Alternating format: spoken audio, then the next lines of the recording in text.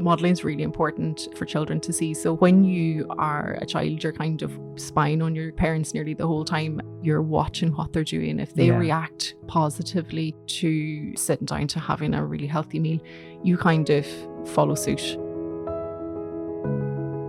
Hello and welcome to another episode of HSE Talking Health and Wellbeing.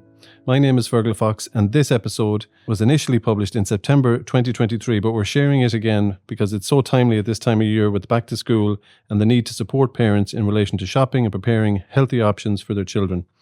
My colleague Eamon Keogh and Marian McBride Dietetic Lead in HSE Health and Wellbeing discussed the importance of a balanced diet and healthy lunchboxes for kids.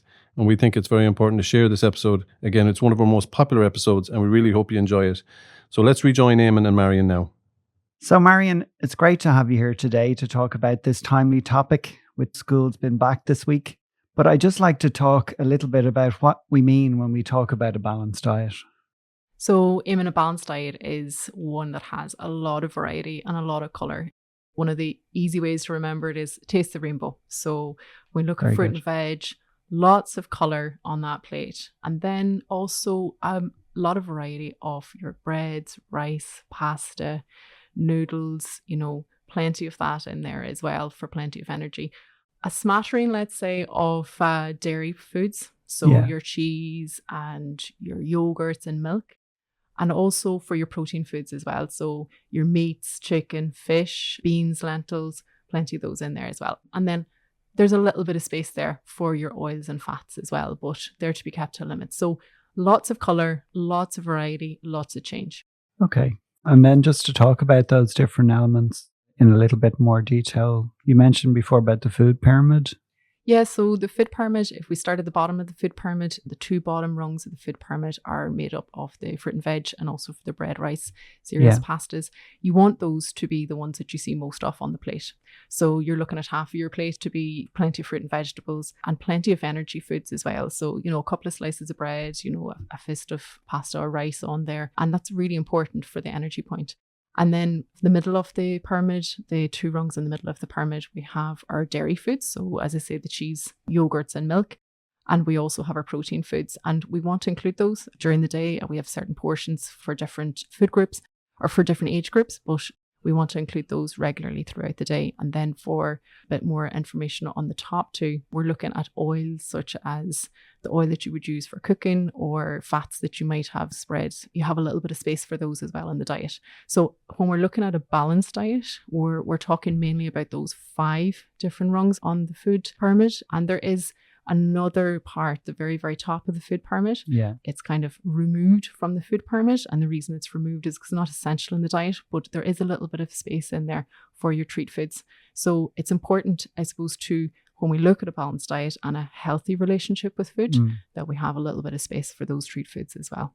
For kids, when they are 9 years and older, we need to think about including more dairy foods in the diet, so more calcium into the diet. And what that looks like is 5 portions of dairy foods in the diet every day. And it's important to kind of think about that, because when we think about things like cheese and milk and yogurts, we need to be making sure that we have a nice variety. It's not all cheese.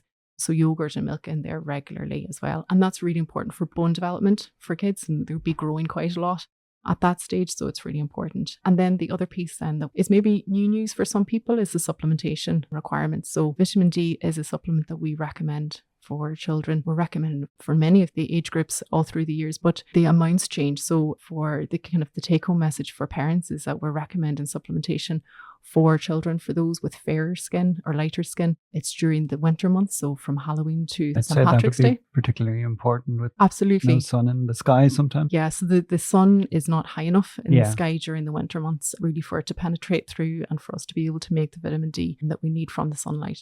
So we need to get it from our diet, but we know that we're not going to just quite get enough from dietary sources. So supplementation is really important. And for children who have darker skin or who maybe cover up their skin for cultural or other reasons, they then need to look at the supplementation during the summer months as well. So for more information on that, parents can go on to the HSE website. They probably would be able to get good information from their pharmacist as well, because as I said, the amounts change depending on the age of the child and depending on their skin tone as well. Yeah. And probably a very obvious question, but why is healthy eating so important for children? Yeah, so I suppose from a day-to-day basis, you're looking to fuel the muscles so that kids can run around, enjoy activities, play with their friends. And then from another point of view, they're in school, so it helps to fuel the brain. So we're looking at keeping them focused, alert, able to concentrate and be able to retain the information that they're learning. But from a longer term point of view, we're looking at the physical development of children through those ages. So you're looking at bone growth and immunity as well. It's really important. I think sometimes we forget that it is important to eat a nice balanced diet to be able to protect ourselves from immunity both now and in the future. And when we look at sort of cognitive development, there's a huge amount of brain changes through the school years for children. So being able to fuel that and being able to give children the optimal chance to be able to make the most of that period in their life. Okay, so it's really important, as you say, to eat a well-balanced diet. A well-balanced diet. And I suppose throughout the school years, you're looking at children thinking about the behaviours that they learn at home and at school. Those behaviours are things that you're going to follow through with and continue on into your adult years. So you're really setting down that sort of what is normal for me to do. Have you any practical tips for parents on how to encourage their children to eat healthier? The one I find works for me is if they see me trying something, they often ask, can I try it? As opposed to me putting it on their plate and saying, will you try this? Will you try that? It's that kind of stealth approach. Yeah, so what you're describing there is modelling, and modelling is really important for children to see. So when you are a child, you're kind of spying on your parents nearly the whole time. You're watching what they're doing. If they react positively to sitting down to having a really healthy meal, you kind of follow suit. So that modelling is really, really important. The other, I suppose, some of the parents' activities that can be helpful are encouraging a balance and variety. So bringing the family together to sit down to eat, making it kind of family time and trying foods that are different for you and putting yourselves in the shoes of a young child even who's maybe trying foods for the first time.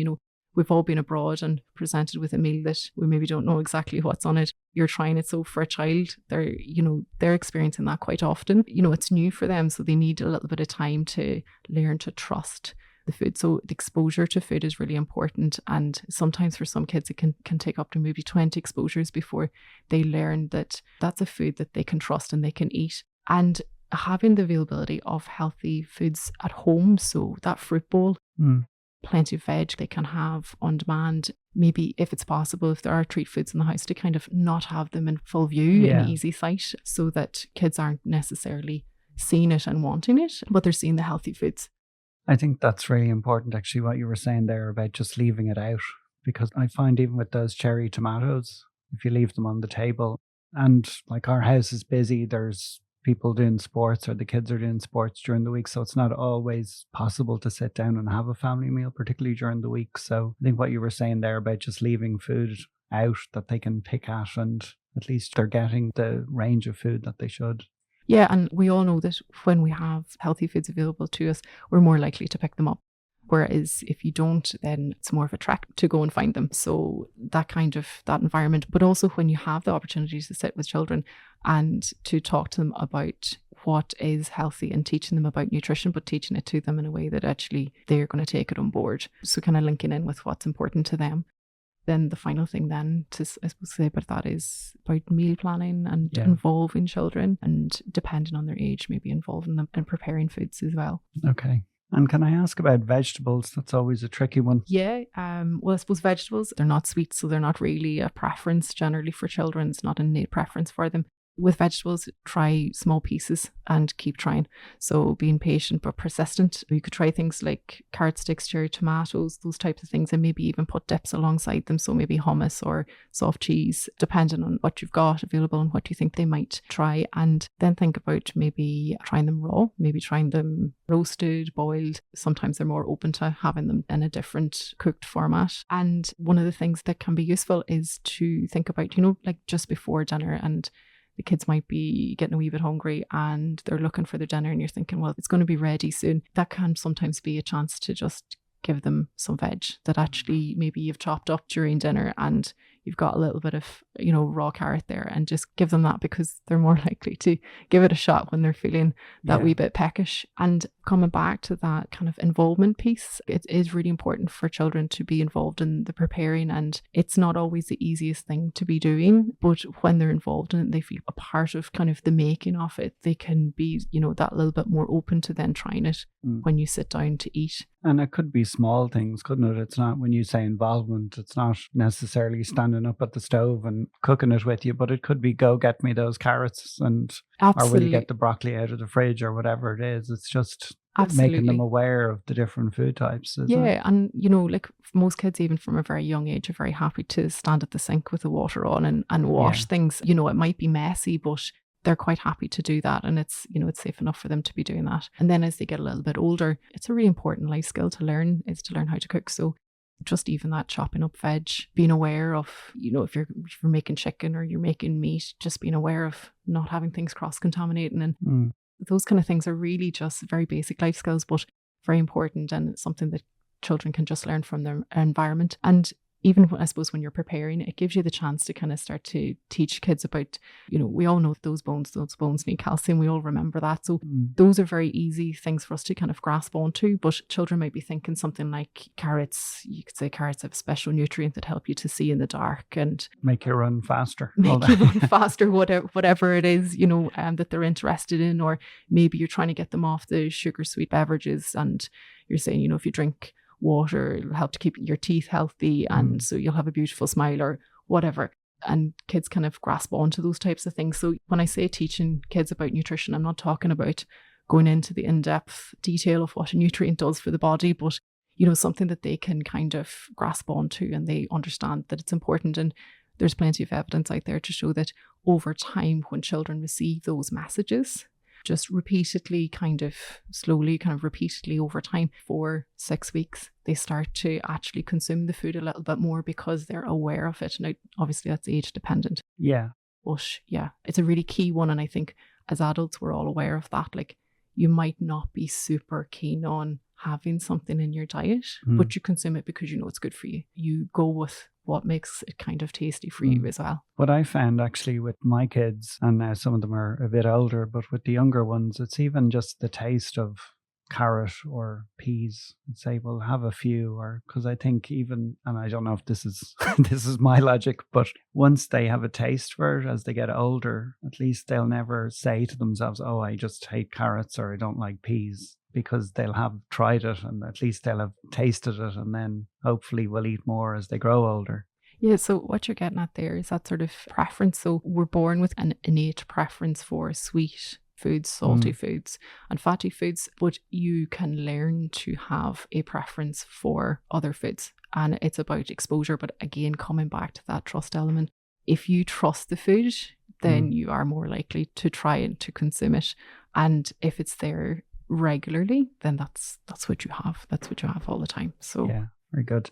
And so obviously all parents are trying their best, but with the best will in the world, sometimes unhelpful habits can creep in. With that in mind, what practices have you seen that potentially have a negative effect on children? So just looking at the evidence, one of the ones is kind of pressure to eat. And I suppose we've probably all grown up in a home where you're being told to finish your dinner no matter kind of what's in front of you. So that's one that I think we can all relate to, but that can sometimes go quite wrong in that the child's not listening to their own signals that tell them that they've had enough to eat. And so they're using external signals. So it is important for children to use those internal signals, and they're very good at doing that when they're younger. But again, we can, with the best will in the world, sometimes train them not to listen to those signals. So sometimes it can be difficult to see children leave food on the table, leave it on their plate, not consume it, but try not to pressure kids to eat past the point that they're comfortable with. Then I suppose the other one is giving children full control. So it can be quite difficult to balance that between, what they like, they know what they like, and you're trying to put food in the lunchbox that you know that they're going to eat. But you're trying to find a balance between what they like and what's kind of a set boundary around what's healthy as well.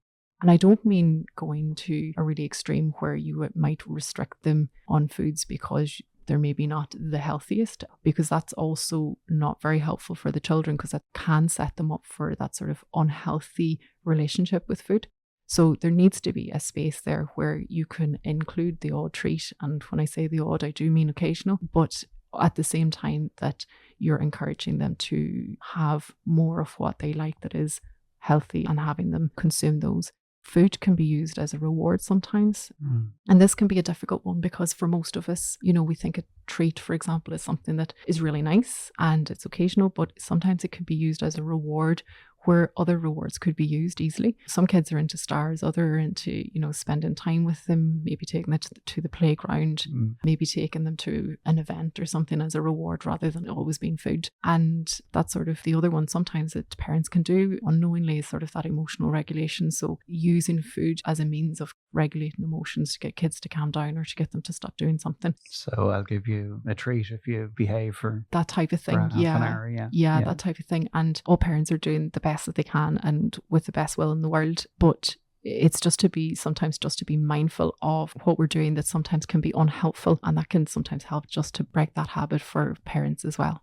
I mean, that's a very interesting point, what you said earlier about associating even a positive event with a treat, or that if I'm feeling low, I eat something sweet, and suddenly my mood gets better. So then that potentially carries into later life as well, doesn't it? Yes, just kind of coming back to sort of a day-to-day, you're looking to fuel the muscles, you're looking to fuel the brain. Food's really an easily accessible commodity, and so sometimes it can be used in those ways as well. It's just being aware of it if we are doing it, and we've all done it. It's just being aware of it. It can be helpful then just to break that. And can we talk about treats maybe for a little bit more? You mentioned them. It's good to include a little bit. I mean, again, going back to my own kids within the school, actually, you can bring one treat on a Friday in your lunchbox. That's a way of introducing it. But I suppose at home as well, it's just about restricting the number of treats and being mindful of what they eat. Yeah, so I suppose a way to think about treats, and most people do, is they think about them as being, something nice, something occasional. But what can happen is that the frequency of the occasions can increase. And some of the evidence from the UK and Australia is saying that children can sometimes have onwards from 3 treats per day. So a treat in itself it's part of a balanced diet. It's part of having a healthy relationship with food. But at the same time, if the treat is at every meal, then you're starting to kind of accumulate lots of additional sugar, fat into the diet. And not only that, but it's coming back to that innate preference piece. So you're building on a child's innate preference for those kind of flavors, textures, foods, and not giving them the chance to be exposed to the healthier foods. So it's a bit of a balancing act, but I think it's important that it's not completely restricting them completely out of the diet. There is a space for them. But again, as you're saying, it should be small and it should be infrequent, and they should be enjoyed when they are having them, and not something that's 3-4 times a day. Yeah. And also I found as well, if you delay it, especially with my youngest, I find, not now, but I don't come back in an hour or a half an hour, and sometimes they just forget. It's not even they want the treat or they want to eat. It's just, as you say, it's nearly a habit. I found that actually during the summer holidays, where they're home and they're running around, and it's nearly like a habit of I have to eat now or need to snack.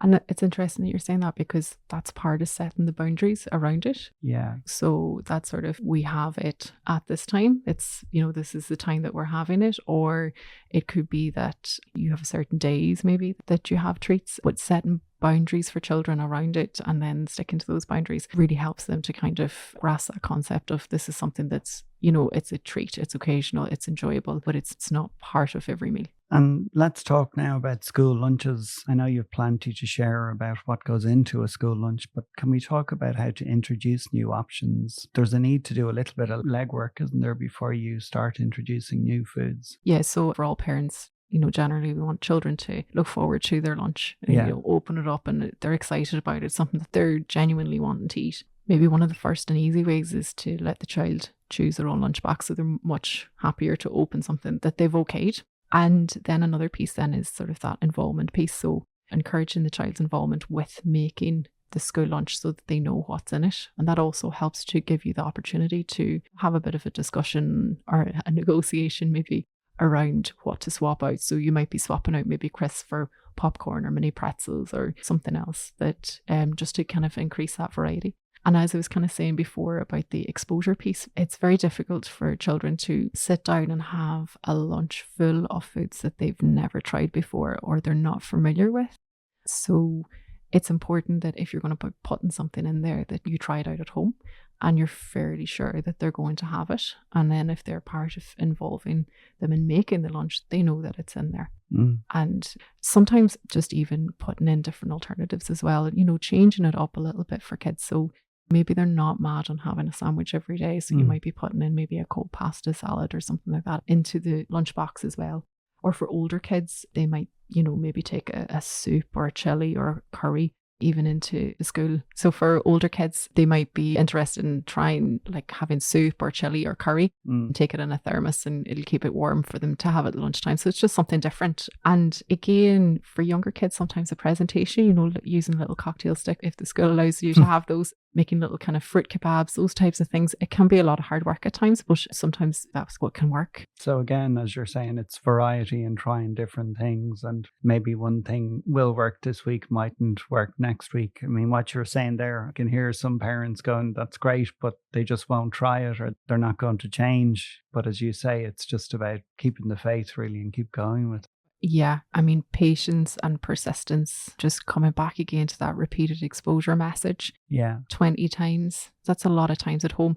Now, sometimes it can be difficult. You put something out, you maybe made a big effort to create something fabulous and they're not interested. It's really important just to let it go. Don't fuss. Try it again in a few weeks' time and just have that kind of drip feed with kids. And if they're going to come on to that food, then fine, they'll come on to that food and, they'll have it. And if they don't, well, that you've done as much as you can. But keep eating the food as a family if that's what you normally have as well. Yeah. You know. And I'm conscious as well. I mean, the cost of living these days, and people don't want to waste food. So there is a balance.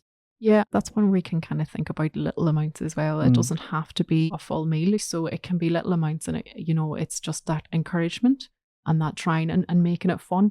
Now, in talking about cost of living, we know that it's increasing and the price of food is increasing. But lots of the supermarkets have their own deals. We can be picking up our fruit and veg at more reasonable prices.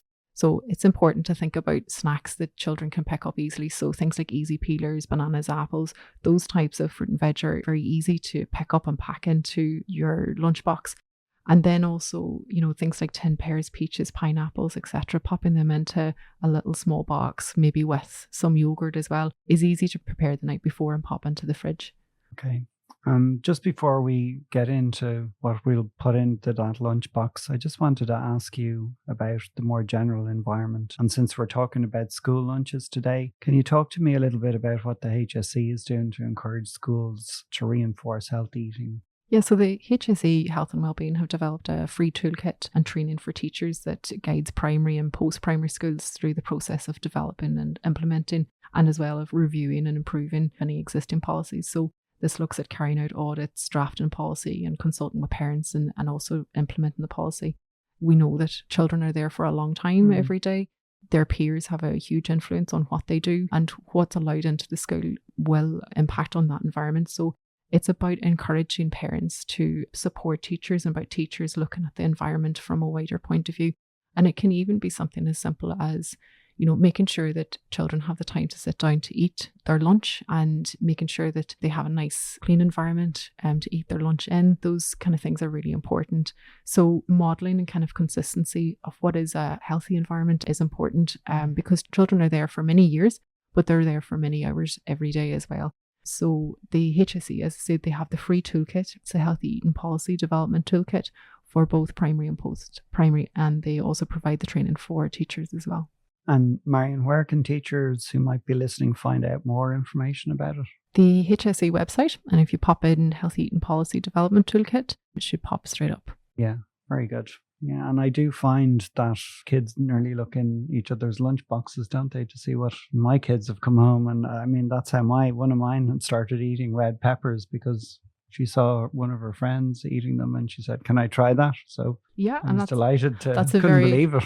That's a very positive one, Yeah. absolutely. And I think as well, it's just about creating that environment where it is normal to try new things, and it is normal to have an apple in your lunchbox and to have that as a snack. It's not about cutting everything out, but it is about creating an environment that when parents are doing their best to create a healthy lunchbox at home, and when children go out the front door and they're off with their lunchbox and they go into an environment that reinforces all the work that the parents are doing at home, it just makes it a lot easier to continue on with that message because it's consistent. Okay, so we've talked about the introduction of healthy foods and the concept of healthier options going into a lunchbox. I just wanted to talk to you now about what we should actually put in that lunchbox. Mostly it's going to be a sandwich or a cold pasta salad, that type of thing. Yeah. So you're looking at trying to include whole grains where you can, but then also including some protein and some maybe salad or vegetables into that sandwich or into that salad. Then you're looking at having your fruit or vegetables or both, and also some dairy food. So you definitely need to be including cheese or your milk or your yogurt every day in that lunchbox. Now, it is important, as I said before, for 9 years onwards, they need a lot of dairy. So you're looking at 5 portions. So you might be having maybe milk to drink as well as a yogurt in the lunch as well. Yeah. So it is important to try. And that would be 2 portions. You're then looking at other points in the day. It might be breakfast or their supper where they're including other dairy foods in as well. There are alternatives out there. And I suppose when we look at the likes of soy milk, for example, many of these milks are fortified with calcium. So they can be really good alternatives for those who can't consume dairy products. Okay. And then in terms of trying to make swaps, crisps is often one that children want to have included in their lunch. So other things like popcorn, mini pretzels, mini rice cakes, crackers, and maybe even, the cheese sticks or the wheels. Yeah. And a nice one, if you have time to do it, is spicy roasted chickpeas. You pop them in the oven for a little while, and they are lovely, but it is, it's an extra job for you to do. And then, if they're looking for the likes of cakes or biscuits, that type of thing, maybe try swapping it out for malt loaf or fruited tea cakes or fruit breads, and also slices maybe of apple or toast with peanut butter on it as well. It's just something a little bit different for them. Yeah. We just need to be mindful as well about peanut allergies in schools and things like that. Absolutely. No, it's a really good point. And I suppose this is another point for the healthy eating policy toolkit is, that will bring much of that to the fore as well. And if your school's okay with you having it, then great. Most probably won't. But that can be a snack that can be used at home if there's no allergies in the house as well.